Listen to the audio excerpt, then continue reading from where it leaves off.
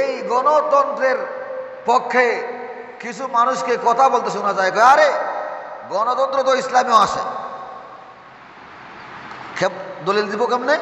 রাসূলুল্লাহ সাল্লামের পরে আবু বকর সিদ্দিক রাদিয়াল্লাহু আনহু উনি খলিফা যে হয়েছেন, জনগণে উনাকে মত দিয়ে কি করছে? খলিফা বানাইছে। ইসলামে জনগণের মতামতের কি মূল্যায়ন নাই? আছে বলেই তো আবু বকর সিদ্দিক খলিফা হয়েছেন। এখানে যিনি বক্তব্য দিয়েছে আমি বলি উনি খেয়ানত করেছে। আমি নাম বলতে পারবো, নাম বলে ওনাকে বদনামি করে লাভ নাই। উনি খেয়ানত করেছে। ইসলামে আবু বকর সিদ্দিক রাদিয়াল্লাহু তাআলা খলিফা হওয়ার সিস্টেমটা ছিল আহলে হল্ল আকদ, মানে ওই সময় মদিনায় যে সকল মানুষ বিভিন্ন গোত্রের নেতৃত্বে ছিলেন, সমাজপতি ছিলেন, ভালো মন্দ বিচার করতে পারতেন, কারে খলিফা বানাইলে রাষ্ট্র ভালো চলবে বুঝতে পারতেন, ওই সকল লিডারশিপ ব্যক্তিত্বরা আবু বকর সিদ্দিক রাদিয়াল্লাহু তাআলাকে সমর্থন দিয়া খলিফা বানাইছিলেন।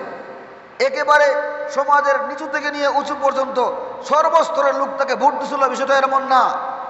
তাইলে বোঝা গেল সমাজের নির্বাচিত আহলে হল্ল আকদ যাকে বলা হয়, কিছু নির্বাচিত বুধ সম্পন্ন শিক্ষিত এবং সমাজ ব্যবস্থা নিয়ে যাদের গবেষণা আছে, এই সকল লোকেরা বানাইলে ঠিক আছে। তাইলে ইসলামের যে গণতন্ত্র যেটা বলা হয়, এটা তো সুনির্দিষ্ট কিছু মানুষের নির্বাচন বলা হয়। এটা ফাইকারি আমাদের বর্তমান সময়ের গণতন্ত্রের সাথে কোনো কালে মিশতে পারে? তাইলে আবু বকর সিদ্দিক রাদিয়াল্লাহু তাআলাকে যারা খলিফা নির্বাচিত করেছিল, এটা তো সুনির্দিষ্ট কিছু মানুষ নির্বাচিত করেছিল, সারা দেশের জনগণ নির্বাচিত করেন নাই। তো আপনার আমার দেশে যে গণতন্ত্র আছে, এটা কি রাষ্ট্রের ঢাকার কিছু মানুষ নির্বাচিত করে? শুধু জেলার লোক নির্বাচিত করে?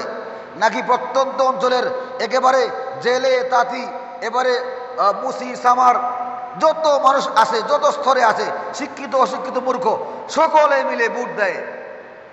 এখন দেশের জনগণের মধ্যে শিক্ষিত মানুষ বেশি না অশিক্ষিত মানুষ বেশি বলেন? দেশের জনগণের মধ্যে তো অশিক্ষিত মূর্খ মানুষের সংখ্যা বেশি। তারা ভালো এবং মন্দ বিচার করতে পারবে না। এই কারণে ভোট যখন আসে গণতান্ত্রিক পদ্ধতিতে, তখন খারাপ লোক নির্বাচিত হয় কেমনে? এর অর্থ হইল ভোটার যারা, এরা বেশি লোক খারাপ, এরা বেশি অশিক্ষিত মানুষ। এই অশিক্ষিত মানুষগুলি আরেক অশিক্ষিত লোককে ভোট দেওয়া নির্বাচিত করছে। এই সিস্টেমের ভুল হইল মূল এই জায়গায়। যদি ইসলামী গণতন্ত্র হইতো, তাইলে তো সমাজের নীতিবান বিবেকবান শিক্ষিত মানুষেরা শুধু ভোট দিল না, তখন এই নির্বাচনে যে নির্বাচিত হইল না, রাষ্ট্র সুন্দর করে চালাতে পারত।